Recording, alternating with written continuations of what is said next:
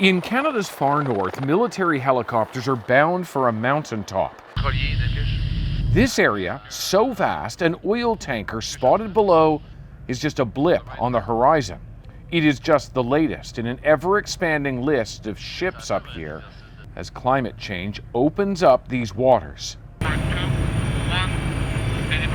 At the mountain peak, the Griffin helicopter lands gingerly and ejects a small team of soldiers. They will live on this land for days at a time, watching out to the waterway below, because there are adversaries of Canada, China and Russia in particular, who are very interested in this region. There is certainly risk to these troops, alone, isolated, exposed, and in freezing temperatures. But their job is guarding against risks below. For instance, what if an oil tanker should sink or run aground? It's a disaster that Canada's Coast Guard here is practicing for, pulling a protective boom which would contain a spill of any kind. What is the risk if you can't contain? Of course, in the Arctic, there's minimal resources and infrastructure, and so the impacts of a large spill or potential pollution event in the Arctic could be very significant. It also means that response time could be days, at least. It's why ships are required to carry their own equipment and deploy it should they leak or spill contaminants. The question, though, is whether cargo vessels would actually do that, especially in such a vast area where it may seem few are watching.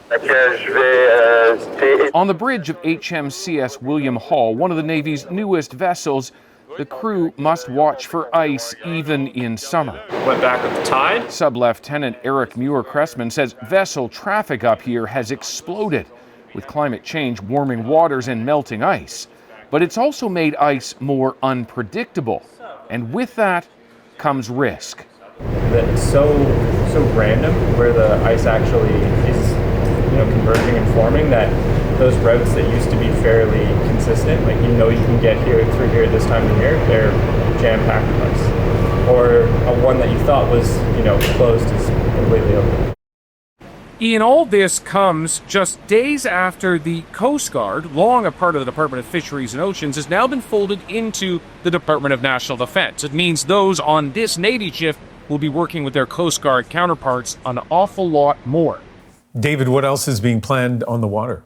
Well, the theme is Arctic sovereignty. It is essentially knowing who is in our backyard, and that means having more soldiers, more sailors out on ships like these more often in the Arctic. It also means greater surveillance from the communities that have for centuries watched over these lands.